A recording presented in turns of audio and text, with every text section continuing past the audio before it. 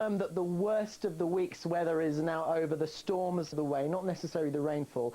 But for the time being, still we have a weather warning from the Met Office for the severe gales, as there still is a risk of gusts of up to 65 miles an hour, but certainly nowhere near as strong as what we had in the early hours of the morning. Snowdonia, top of the league, 90 miles an hour, but generally speaking, most of the major towns and cities, especially the coastal areas, in the range of 60 to 80 miles an hour, strong enough. Now, over the next few hours, the strongest of the winds will transfer towards the eastern counties of Britain, particularly East Anglia, still gusting here to 60, 65 miles an hour, and that is still dangerous, especially for high-sided vehicles. But in the wake of this storm, at least we've got some sunshine here, so it's not too bad as far as the weather goes itself. 11 degrees in the southeast, more like 8 degrees in the showery northwest and west. Now, your garden thermometer might be reading 8 degrees, but of course you add on the wind, and especially on the coastline, it doesn't feel that pleasant.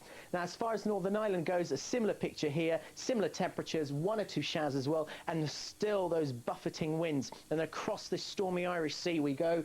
The winds are strong out at sea, not on the coast, fortunately. Still, we're seeing gusty conditions with a few showers. And as far as the Cornwall and Devon are concerned here, well, we haven't really seen too much in the way of showers so far today, and the weather isn't too bad at all. Now, as we get into the evening hours, not a lot changes. Still some showers in the northwest, and you can expect 1 or 2 showers if you're going to that all-important UEFA Cup match, for example, for Everton and at Goodison Park. 7:45 p.m, some sunshine around, and of course our neighbours in the Netherlands still buffeted by those strong winds that we had earlier on in the morning. Now, through the evening hours, again, we still have some showers across the west and the northwest as well. Towards the south, we're seeing increasing amounts of cloud, and in fact this is going to be the story first thing in the morning. You might wake up to mostly dry conditions across most parts of the country, but it looks as though the weather will go downhill a little bit in the south, so it will be raining for southern counties of the British Isles, and also in the west as well. We'll see a bit of rain through the morning and then into the afternoon as well. The driest of the weather will be across the eastern counties of Britain, but even here too,